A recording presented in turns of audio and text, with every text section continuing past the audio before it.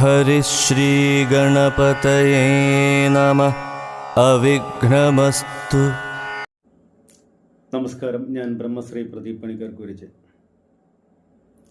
ഞാൻ ആദ്യമായിട്ട് ഉപാസിച്ചത് കിരാതമൂർത്തി ഭഗവാനെയാണ്.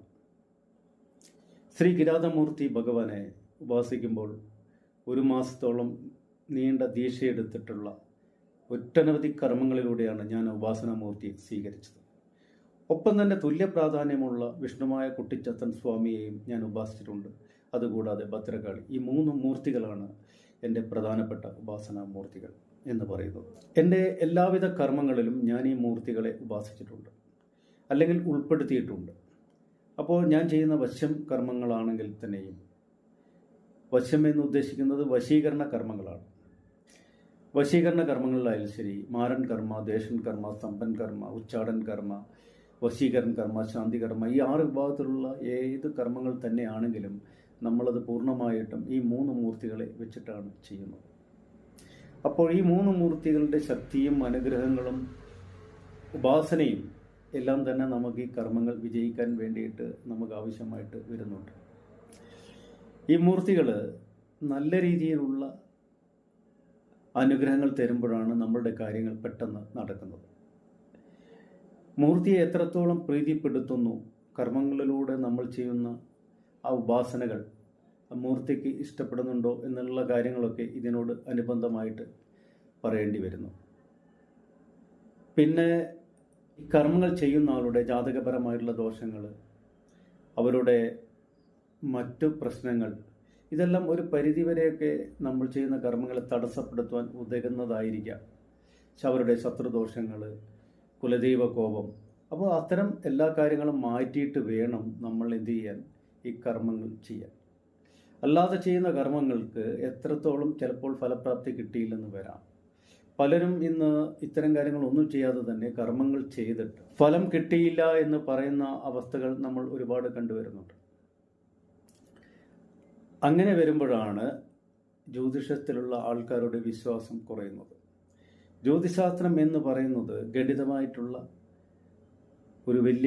ഒരു കണക്കുകൂട്ടലിൻ്റെയും, അതുപോലെ നമ്മൾ ലഗ്നം കണ്ടുപിടിക്കുക, രാശിപ്രമാണം വെച്ചാണ് ലഗ്നം കണ്ടുപിടിക്കേണ്ടത്. ഇന്നിപ്പോൾ അതൊന്നും ആവശ്യമില്ല. ആധുനികപരമായിട്ടുള്ള ഈ കാലഘട്ടത്തിൽ ഒരു ഞൊടിയുടെ കൊണ്ട് തന്നെ നമുക്കത് കണ്ടുപിടിക്കാൻ കഴിയും. പണ്ടൊക്കെ ചെയ്യുന്നത് എങ്ങനെയാണെന്ന് വെച്ചാൽ, എൻ്റെ ചെറുപ്പകാലത്ത് രാശിപ്രമാണം വെച്ച് കണക്ക് കൂട്ടിയിട്ടാണ് ലഗ്നം കണ്ടുപിടിക്കുന്നത്.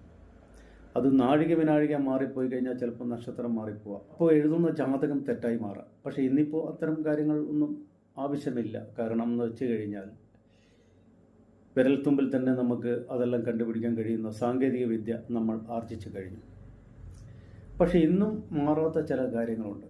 അത് ഉപാസനാമൂർത്തികളുടെയും അവരുടെ കർമ്മങ്ങളിലുമുള്ള ചില സത്യങ്ങളാണ്. ആ കർമ്മങ്ങൾക്കൊന്നും തന്നെയും ഇന്നും മാറ്റമില്ല. പക്ഷേ പണ്ടുകാലത്ത് ചെയ്തിരുന്ന പല കർമ്മങ്ങളും ഇന്നില്ല. പണ്ടുകാലത്ത് ചുടലമൂർത്തിയൊക്കെ ചുടലയിൽ പോയി ആവാഹിച്ച് കർമ്മങ്ങൾ ചെയ്യുന്ന പതിവൊക്കെ ഉണ്ടായിരുന്നു. ഇന്നിപ്പം അത്തരം കാര്യങ്ങളൊന്നുമില്ല. കാരണം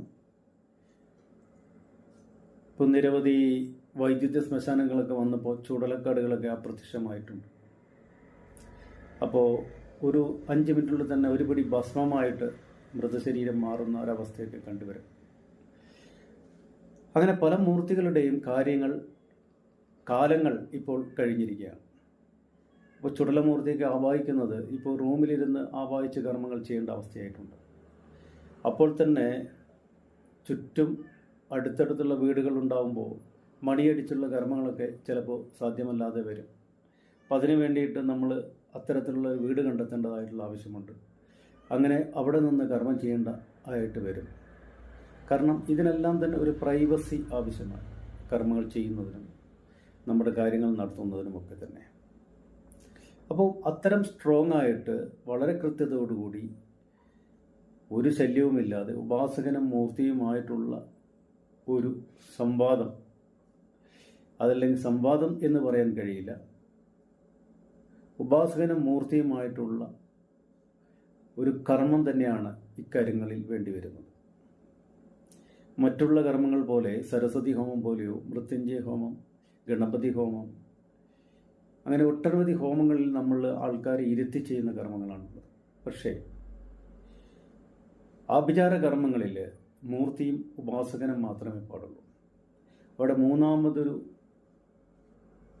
ചാനൽ ഇല്ല, അവിടെ മൂന്നാമതൊരാളുടെ ആവശ്യമില്ല. കാരണം മൂർത്തിക്ക് അത് ഇഷ്ടമല്ല.